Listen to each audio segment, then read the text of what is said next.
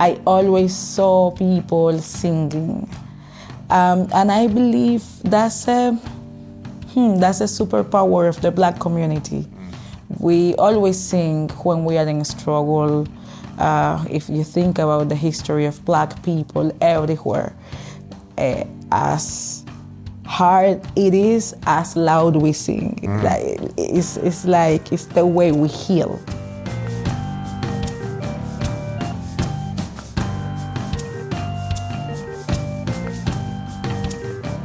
So have you always lived in San Juan? No. I moved to Puerto Rico 4 years ago. Oh, okay. Where from? I'm from Cuba. From Cuba, right? Yes. Okay. And before I used to live in Canada. Oh, wow. Toronto, yeah. International. Where were you born? Havana. In Havana. Okay. Yeah. And I spent the first 27 years of my life in Havana. Wow. So. And is your family's from Havana? Your ancestors go back? How far back in your ancestry can you go that you know about?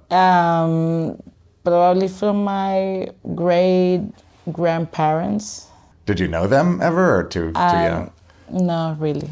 Yeah. Not really. But they are all from Havana. Some of them are still from the occidental side of the country, which is Pinar del Rio, Matanzas. So they are from the same region in Cuba. Yeah. Right. So so the family has been like kind of in the same place. Yes. For a long time. Yeah. And are you the first to leave? The country, I think so. Yeah. In many ways, yeah. Why did you leave? I'm an ambitious woman. Yeah. Is it hard to be ambitious in Cuba? Well, Cuba is not a country for people that have big dreams. Right. Yeah. The philosophy of the dictatorship we have in the island is basically they own everything. So if you want to own something, even your life, you gotta go. Wow. Yeah. It's hard because you grew up there, you can't compare it to anything else, but what was it like as a kid growing up in Cuba?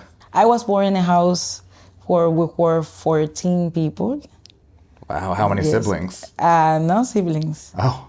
So what was the relationship of the people? Cousins, aunts, uncles. In Cuba, we don't have the system of renting houses or apartments or things like that.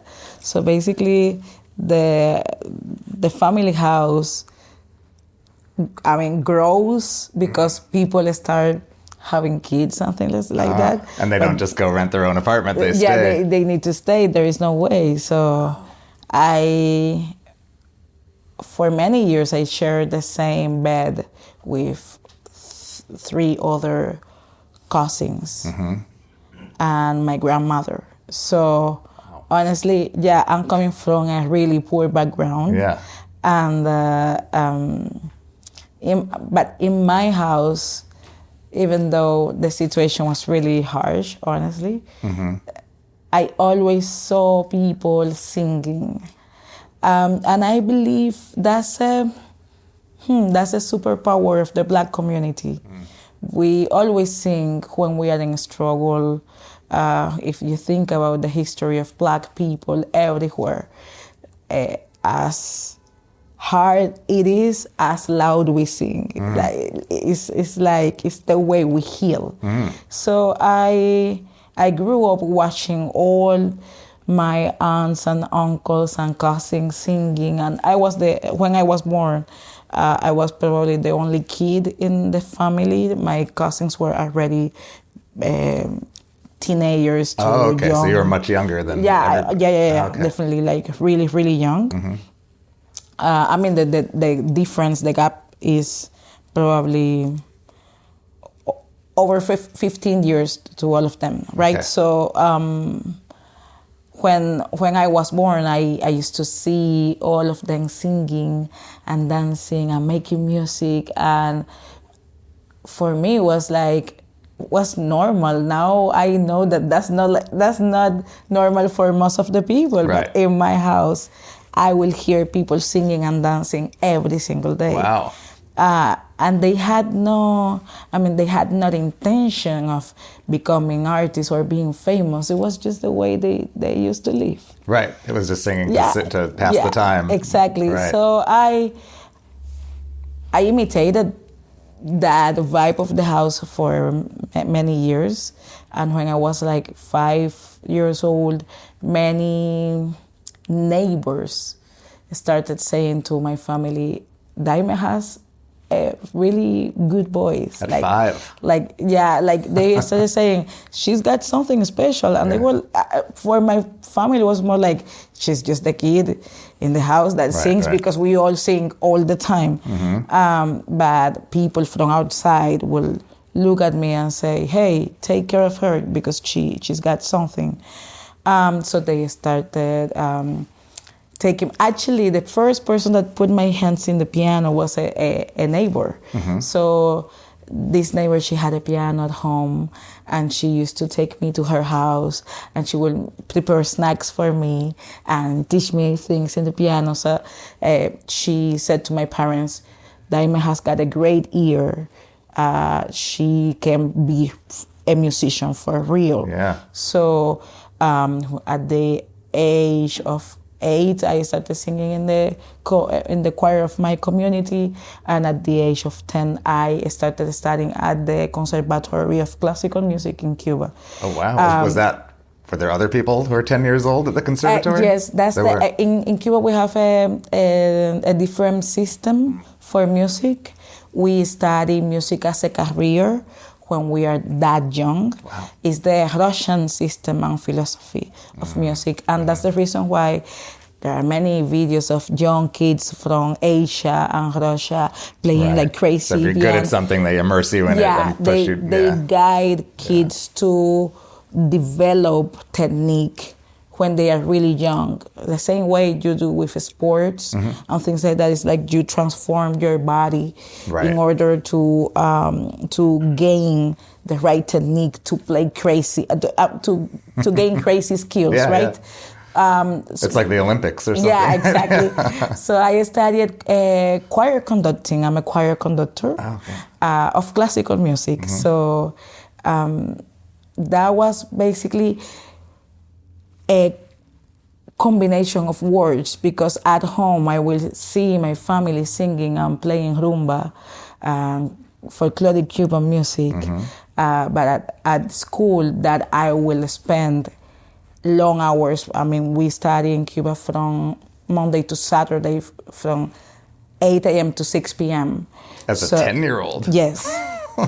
Since you're 10 to 19. So it's 9 years studying like that. That is intense. It's so intense. It's like a military school.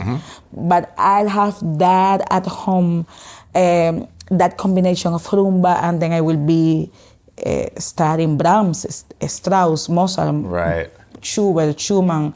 And you're learning piano at the time, or what? Yeah. Did you have a main instrument, or you learn a bunch of instruments? The main instrument for choir conductors in Cuba is piano. Okay. Until you are older enough to get a choir, so you start working actually with the choir. So jazz came into my life when I was like 15 years old. The school had a big band, and they were looking for singers. Cool. And when I first entered the rehearsal for the big band and I heard music, I felt the blend of all that information. Because for me, classical music and rumba had nothing to do. But then when I started singing jazz, was like, okay, this is a safe place for all the information I have from different places. So for many years, I identified myself as a jazz singer. Later in life, when I first got signed and I got my first record deal and I started traveling and my life changed, I realized too that I'm not an Anglo woman. So they will always see me in a different way. And also, I mean, I can try really hard, but I'm not gonna be I mean, I'm closer to Celia Cruz than to Aretha Franklin or to Ella Fitzgerald or to Billie Holiday.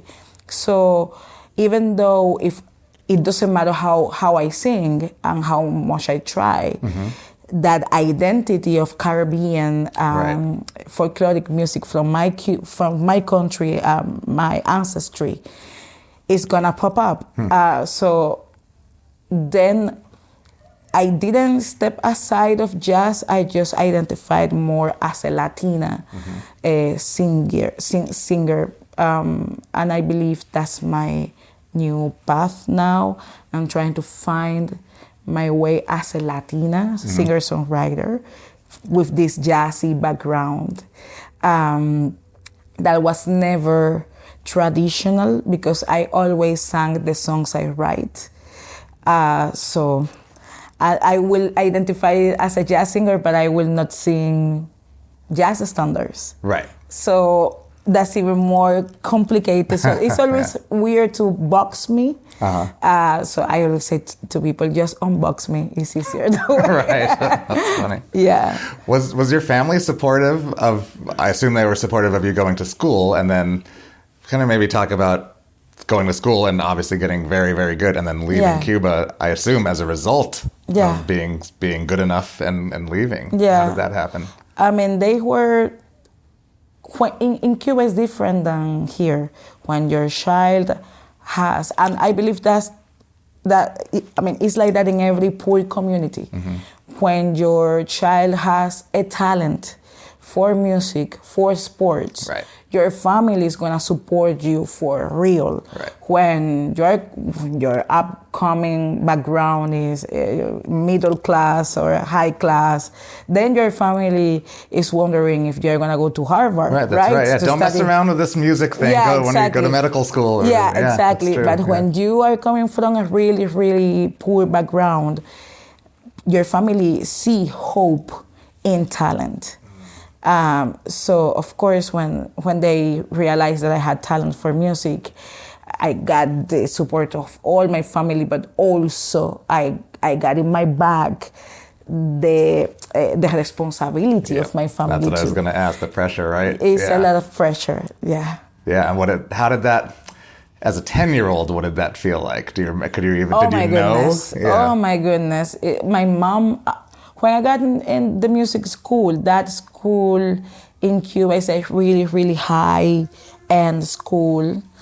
And my mom will always repeat to me, it's like that feeling that you don't belong to that type of spaces. My mom will tell me all the time, you need to do an exam that is 10 times better than anybody to be good for them.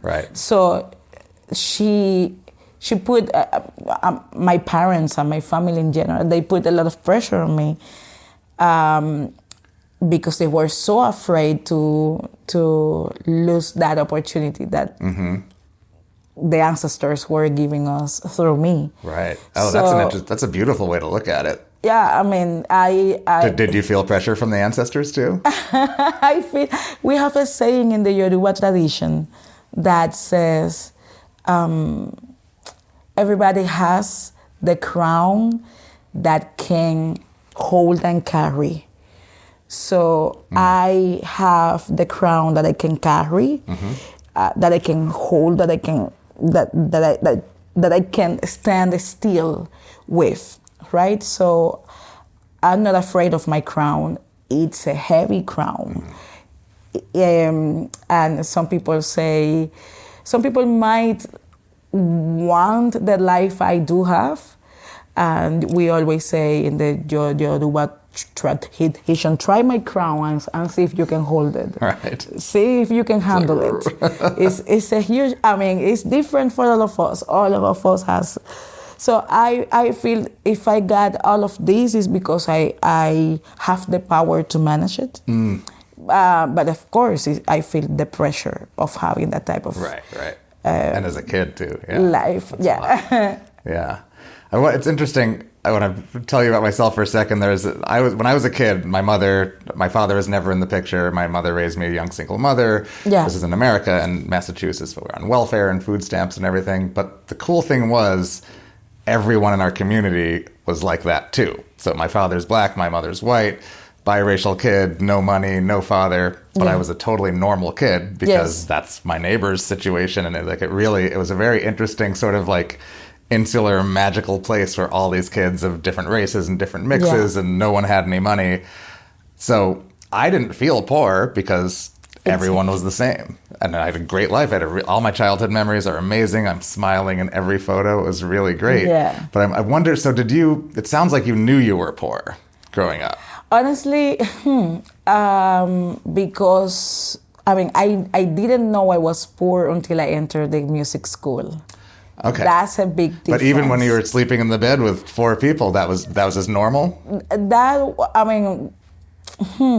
wasn't normal, but I didn't feel that way. Kid, yeah. My house was a lot of fun. Right. Sounds like it. Everybody was singing all the time. A lot of fun. Yeah. So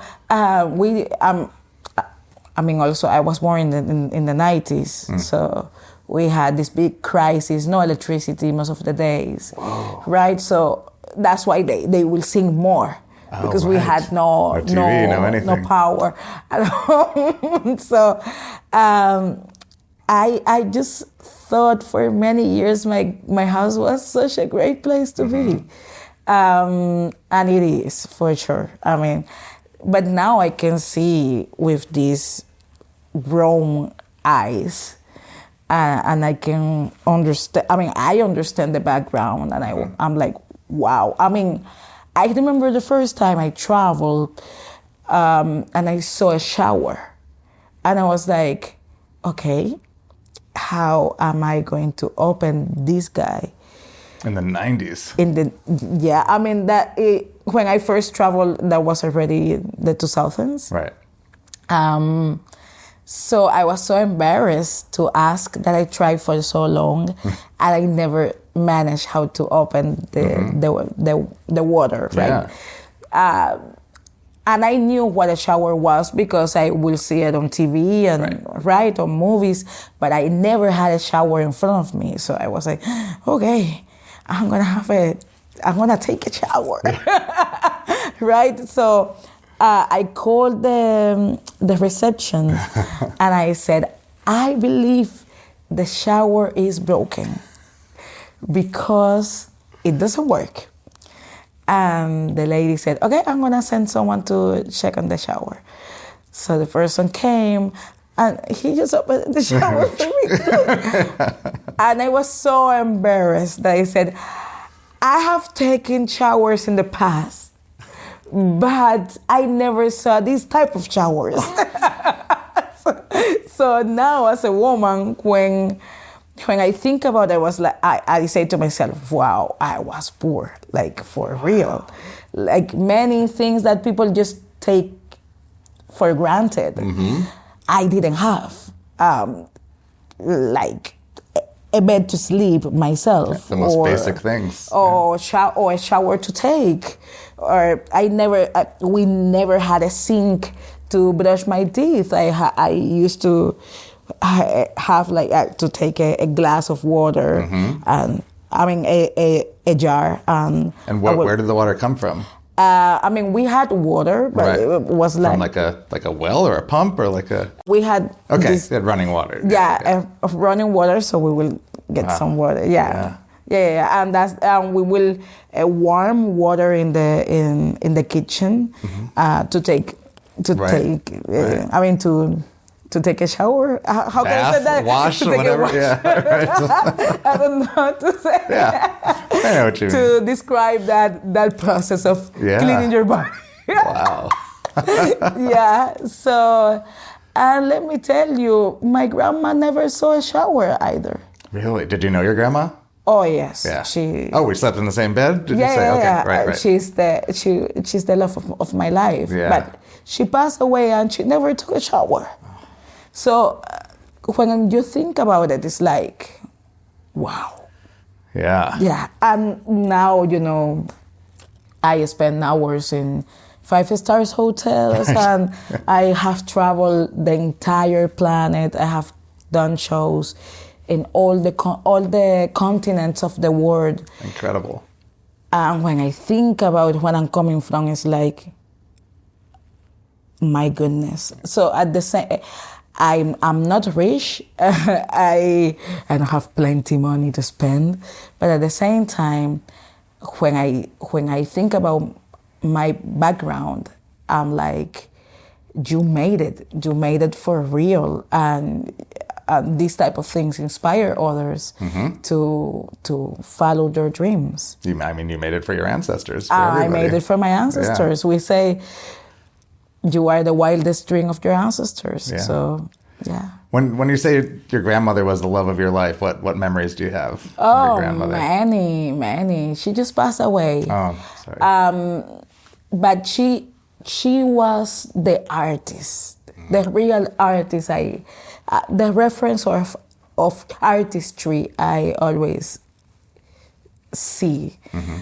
She was the woman that she will catch the attention of people, and she will sing here for everybody, and the way she will look at people will like engage. That was her. But she dedicated her life to the family, to find her way for us to survive. So I believe I got my artistry from her, and I got the chance to make something with it. Yeah. Yeah. So she was sort of was she in charge of the house? Was she kind of the matriarch? Oh my goodness, she was the matriarch of the house for real. Yes, for real. Wow. And how many people there? 14, you said? At that time. We are many. We are a lot of people. Yeah. But in that house, we were 14. Amazing. Yeah, there was another house in a neighborhood called Guanabacoa that they were like 21. Like, yeah. And these are relatives of yours as well? Yeah. Yes. I remember when I was a child, my mom will tell me always, listen to all these last names.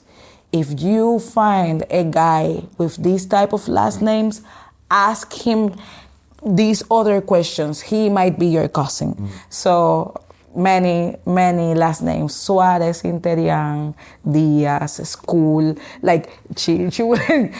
When you meet a guy in the street in a party, ask him his last name. Wow. Yes. Small town. Yeah.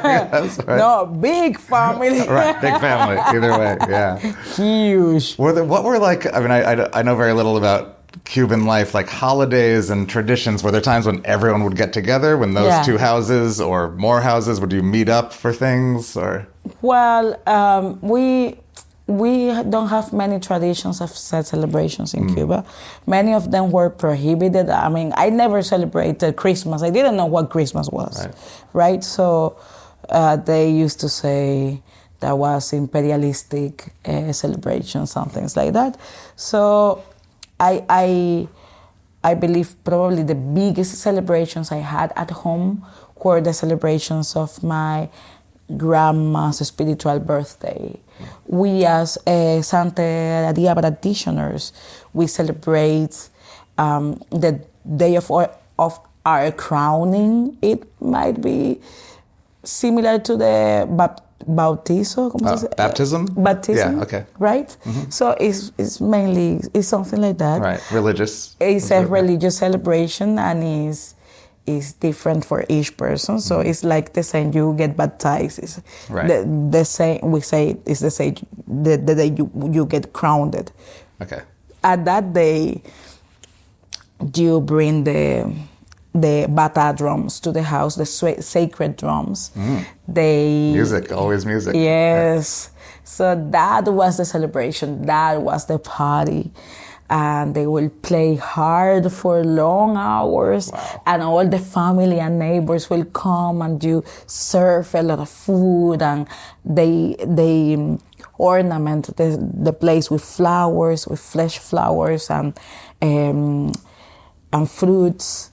and desserts that they do themselves. So it's a day that the house is full of food, full of people, full of music. And that's probably the biggest parties that we will have each year. Right. And later in life, I got grounded too through my grandmother. And I have done a couple of big parties, but not the way my grandma will party. Like her parties were like big, because my grandmother, she was like the godmother of many people. Oh, okay. So she had like a big religious community to come and celebrate her. They all came In out. my case, I'm more smaller community. Yeah. Have you experienced much loss or grief in your family? Oh, we are a lot of people, so of course it's easy to experiment that almost every year. So we have been dealing with death since I was a child. I have been seeing that happening, but at the same time, it's just a source of transformation. And we believe in nature, and we believe in the elements of nature. One of the main elements that we celebrate as santeros is the water and the transformation of water. So I see that I know water is here even though I can't see it. So life is exactly the same. My grandma can be here. I just can't see it, but it's like the water is the same source of transformation. And when the water is ready, it goes up, it comes down, it comes back, and it leaves. So it's the same cycle. Yeah, and you're smiling the whole time you talk about it. So it's a very positive version of it. That's the way we should feel it. Yeah. What is family to you? Too attached to people. I'm a double Aquarius. So I'm Aquarius. Aquarius. Really? As Aquarius, we are not attached to people. We are attached of life experiences. So my family is a source of experience, and every single time I feel alone and I feel scared, or I feel that I don't know where I'm gonna go, I just need to remember where I'm coming from. And I believe my family has given me so much power. Coming from where I'm coming from, it's just a friendly reminder that I can go wherever I want. So I don't need to, maybe I don't talk with them every day. I'm traveling, I'm doing many things. My parents, they are used to it. I'm not the type of child that talks to my mom and my dad every day. That's not me. But they know that when I love for real. It's just that I rather gathering that type of information and that type of life experience for them to be actually proud. So it's a different type of love. Yeah.